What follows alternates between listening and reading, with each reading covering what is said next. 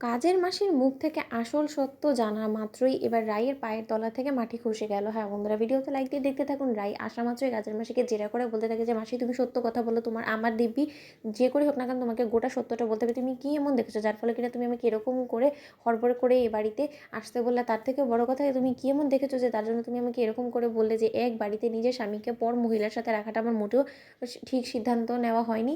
কি এমন দেখেছো তুমি বলো? তখন এই কথা বলা মাত্র কাজের মাসি বলতে থাকে যে ছ্যা ছ্যা ছ্যা, এই বাড়িতে এত দিন ধরে আমি কাজ করছি, তা সত্ত্বেও কোনোদিনই এরকম নোংরামো দেখিনি, কিন্তু আজকে তো নোংরামো সব লিমিট ক্রস করে গিয়েছে।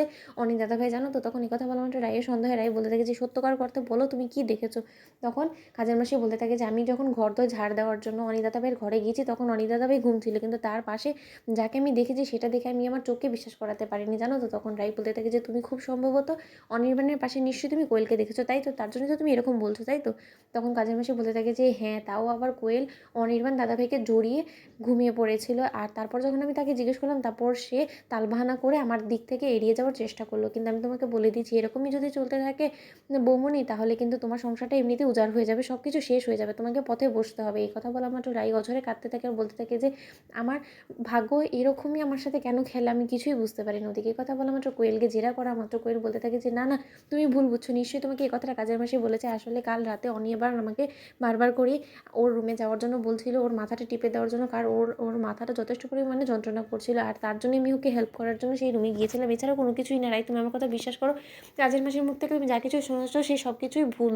তখন এই কথা বলার মতো রাই বলতে থাকে যে তোমার মনে হয় না যে তুমি বড্ড বেশি লিমিট ক্রস করার চেষ্টা করছো? তুমি একটা মহিলা হয়ে তোমার কিসের এত দায়বদ্ধতা ছিল অনির্বাণের প্রতি, যে অনির্বাণ তোমাকে রাখলো আর তুমিও হ্যাংলার মতন ওর পেছন পেছন ওর রুমে ছুটে পড়লে বলো তো?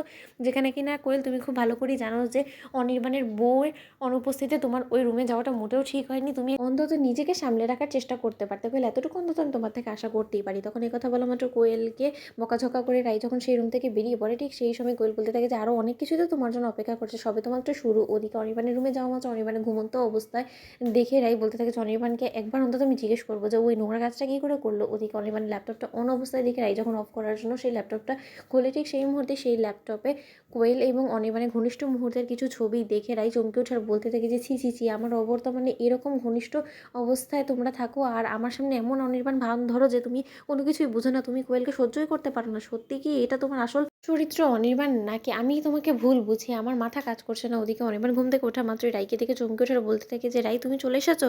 তখন অনির্বাণকে রাই বলতে থাকে যে তোমার মাথা যন্ত্রণা নিশ্চয়ই এইবার বিদায় নিয়েছে তোমার কাছ থেকে, কারণ যেহেতু কাল গোটা রাত ভরে কোয়েল তোমার মাথাটা টিপে দিয়েছে, এবার তো তুমি অন্তত তোমার মাথা যন্ত্রণা থেকে রিলিফ পেয়েছো, তাই তো? তখন অনির্বাণ বলতে থাকে যে ও আবার এই ঘরে এসেছিলো, ওর সাহস তো কম না। তো বন্ধুর ভিডিওটি ভালো লেগে থাকলে লাইক কমেন্ট শেয়ার করে সাবস্ক্রাইব করতে ভুলো না।